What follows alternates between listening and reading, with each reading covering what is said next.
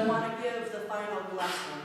The blessing. I forgot about the blessing. I thought about the land and the peoples, but there's still that blessing that God will be with you. And really, when it comes down to it, land can come and go, people can come and go, but God's blessing, God promising to be with you all the time. Now that's good. And that was still for me. My father, Isaac, still kept that for me, Esau. And he said, go out and hunt. Get some wild game and prepare it like you do. You do it so well with all those savory spices, and then bring it to me. We will eat together, and then I will give you the final blessing. And so I got up and I went out to hunt and get that game. But at the same time, my own mother, Rebecca, was listening at the door, and she wanted Jacob. He was always her favorite. She wanted Jacob to get that blessing. So she called Jacob over while I was out working and hunting. She called Jacob over and said, Jacob, go kill 2 kids, 2 lambs, and get them in right away, and I'm going to prepare it just as your father likes, with all the savory spices, and then I want you to go in and pretend to be Esau, and I want you to get that blessing. Now Jacob, he said, well, I don't look like my brother.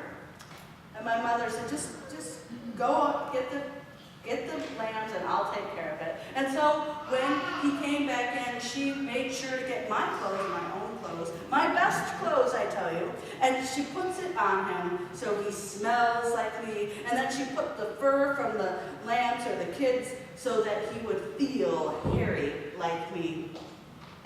And my brother participated in the lie. And he went to my father with this food, this lie, and he says, my father and my dad says, who is it, my son? Which one are you? And my brother lied.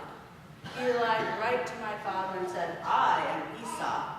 Well, my dad was blind, but he wasn't dumb. He was about to die, but he still was sharp. And he said, that does not sound like Esau. He knows my voice.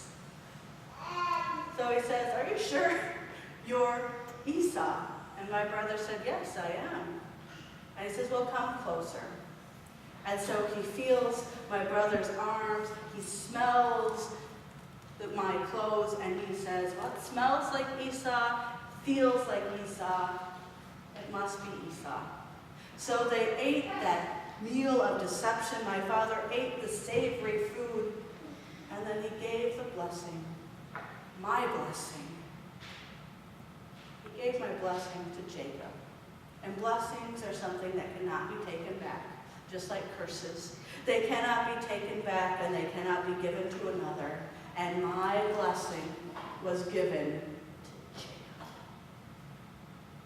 And just as that deceiver, that trickster, that heel grabber moved on out of the room, I come in with the wild game. I come in with all of that hard-won spoil, and I made that beautiful food, and I come into my father and I say, my father, here I am. And he says, who are you? I said, it's me, Esau. I'm coming in just like you said. And my father started to shake violently because he knew he had been deceived. And I lost control, and I started to weep bitterly, and I begged my father for a blessing, saying, can you do it? Can you undo it? But what is done is done. And he gave me a blessing, but it wasn't the same. I would always be Jacob's servant. And the funny thing is, I was impulsive in my youth. I sold my birthright. Now, it wasn't impulse. It was primal. I was going to get even.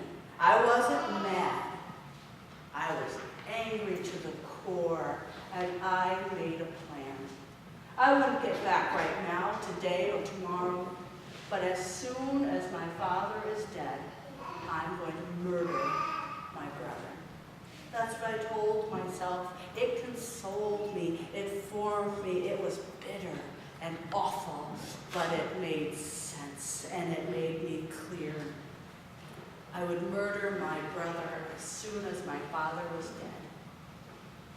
Somehow my mother, Rebecca, heard of this plan. And so she went and she said to Jacob, Jacob, your brother's going to kill you, so you need to get out of here. I'm going to send you to your uncle.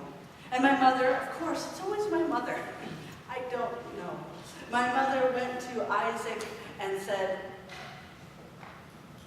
I hate Esau's wives. You know how terrible they are. So why don't you send Jacob to my brother so he can get decent wives from people we know, our own people. And so Jacob escapes off to my uncle Laban. Now it's been 20 years since my brother ran off like a dog with a tail between his legs, ran off to Laban. And I hear he's coming back.